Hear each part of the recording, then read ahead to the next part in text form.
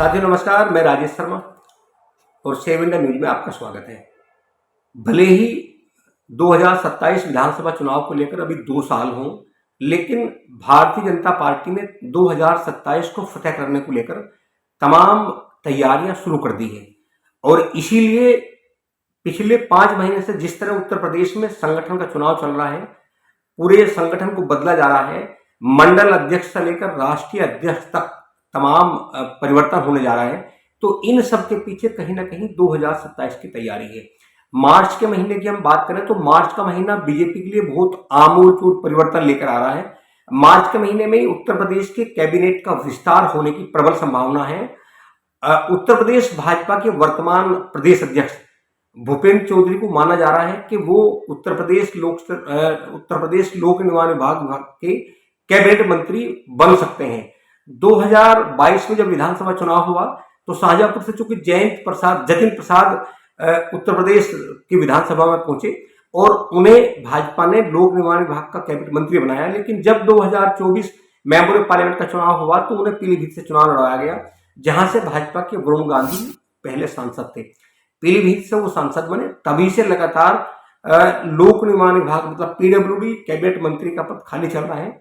फिलहाल देवबंद से विधायक कुंवर ब्रजेश सिंह पीडब्ल्यूडी के राज्य मंत्री हैं, वो काम देख रहे हैं, लेकिन कैबिनेट मंत्री का जो पद है वो अभी खाली है। इसी तरह ये माना जा रहा है कि 2027 के चुनाव को फतेह को लेकर अभी फिलहाल अगर हम बात करें तो 54 जो कैबिनेट मंत्री है, टोटल 54 संख्या है, 54 मंत्री हैं अभी उत्तर प्रदेश कैबिनेट में। और इसका विस्तार माना जा रहा है कि अभी 10 से 12 मंत्री और बढ़ सकते हैं, मंत्रिमंडल का विस्तार हो सकता है।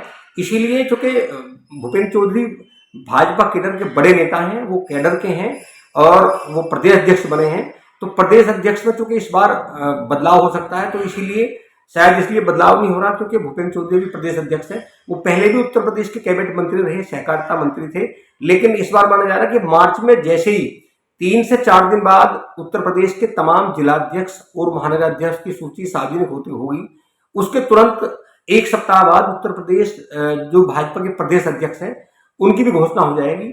और इसी महीने में या अप्रैल के फर्स्ट वीक तक जो टोटल उत्तर प्रदेश कार्यकारिणी है उनका भी गठन लगभग संभव माना जा रहा है कि हो सकता है। इसके बाद ही राष्ट्रीय अध्यक्ष का भी चुनाव लगभग तय है।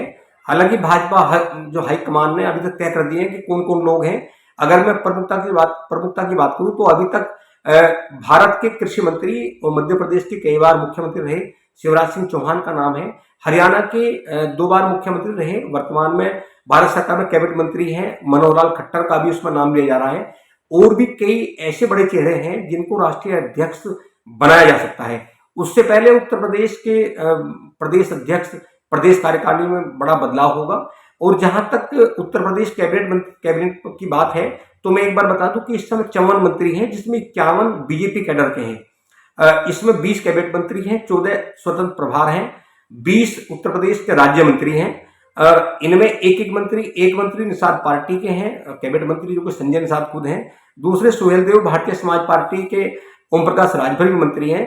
रालोद कोटे से भी चूंकि कैबिनेट मंत्री हैं। जब हम बात करते हैं पुरकाजी से, तो पुरकाजी के विधायक को कैबिनेट मंत्री बनाया गया 2024 के चुनाव से पहले। अभी और मंत्रिमंडल का विस्तार होगा।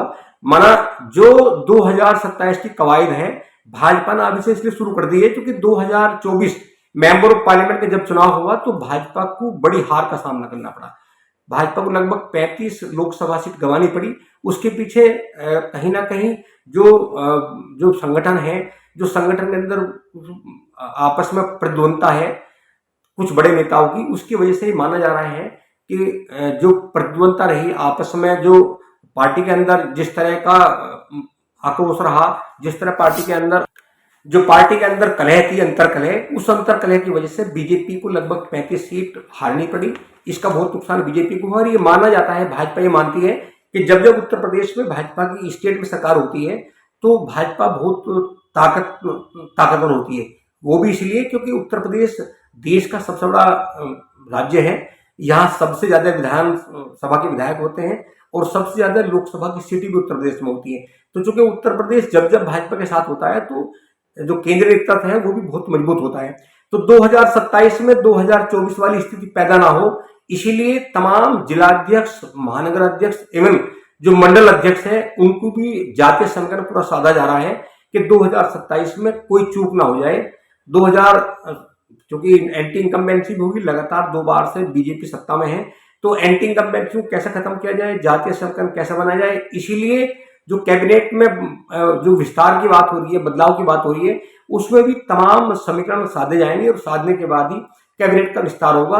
तो चूंकि मार्च का महीना उत्तर प्रदेश भाजपा के लिए बड़े बदलाव की बयान लेकर आ रहा है, जहां एक और संगठन में आमूलचूल परिवर्तन होने जा रहा है, वहीं कैबिनेट का विस्तार होने जा रहा है। तो साथियों, आप लगातार देखते रहिए 7 इंडिया न्यूज। आप कमेंट जरूर करें, बताएं कि कौन ऐसे प्रभावशाली विधायक हैं जिन्हें उत्तर प्रदेश सरकार की कैबिनेट में शामिल होने का अवसर मिल सकता है। ऐसे कौन से मंत्री हैं जिनसे मंत्रिमंडल, जिनसे मुख्यमंत्री नाराज हैं, दिल्ली हाईकमान नाराज है, उन्हें हटाया जा सकता है, और ऐसे कौन लोग हैं जिनकी ओर ताकत बढ़ सकती है, और 2027 में बीजेपी किस स्थिति में जाने के लिए तैयार है, जो और दूसरे दल हैं, विपक्षी दल हैं, उनकी क्या, वो भी, क्योंकि 2027 सबके लिए अहम है। तो 2024 और 2027 में क्या अंतर है, प्लीज एक बार आप चैनल को सब्सक्राइब कीजिए और अपने कमेंट जरूर लिखिए। कमेंट लिखकर बताइए कि कौन वे विधायक हैं जो मंत्रिमंडल में शामिल हो सकते हैं। नमस्कार।